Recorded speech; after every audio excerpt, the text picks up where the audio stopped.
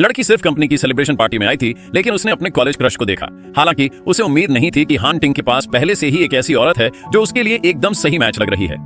जी जिंग को निराशा हुई और वह उदास होकर ताजी हवा में बाहर चली गई। वहां उसके कंपनी बॉस ने उसे परेशान किया, लेकिन जी जिंग को हैरानी हुई। उस बेशर्म आदमी ने पलटकर उस पर इल्जाम लगाया, ये कहते हुए कि जी जिंग ने जानबूझकर उसे बहकाया। जी जिंग इतनी गुस्से में थी कि उसने मौके पर ही पुलिस को बुला लिया। हालांकि ये सुनने के बाद जी जिंग के बॉस मिस्टर जेंग ने परेशानी खड़ी करने के बजाय अकेले में मामला सुलझाना चुना। उन्होंने जी जिंग को अकेले में मामला सुलझाने के लिए मनाने के लिए किसी को भेजा। गुस्से में जी जिंग ने सर्विलांस फुटेज देखने की रिक्वेस्ट की, लेकिन जब फुटेज निकाली गई तो पता चला कि इमेज एक बोनसाई पेड़ से ढकी हुई थी। इससे उसके पहले दोषी बॉस को फिर से अच्छा महसूस हुआ। जी जिंग गुस्से से रोने ही वाली थी, तभी हान टिंग की असिस्टेंट आ गई। पता चला कि हान टिंग एक क्लाइंट से मिलने जल्दी में थी और उसने जी जिंग को बुली होते हुए देख लिया, इसलिए उसने अपनी असिस्टेंट से रुकने और जी जिंग की मदद करने को कहा।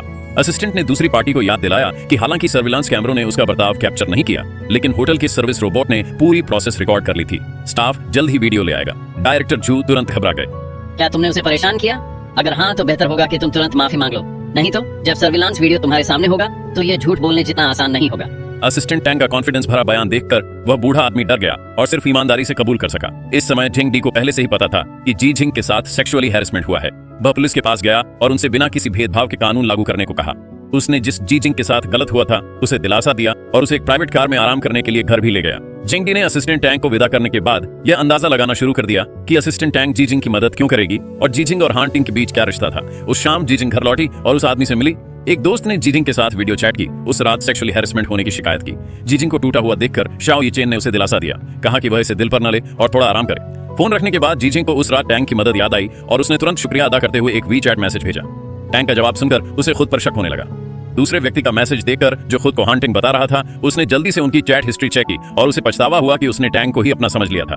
इससे जी जिंग ने गुस्से में एक गुड नाइट वॉइस मैसेज भेजा। अगले दिन जी जिंग कंपनी पहुंची और देखा कि हर कोई उसे एक ही नजर से देख रहा है। उसने अंदाजा लगाया कि ऐसा पिछली रात हुई घटना की वजह से हुआ है।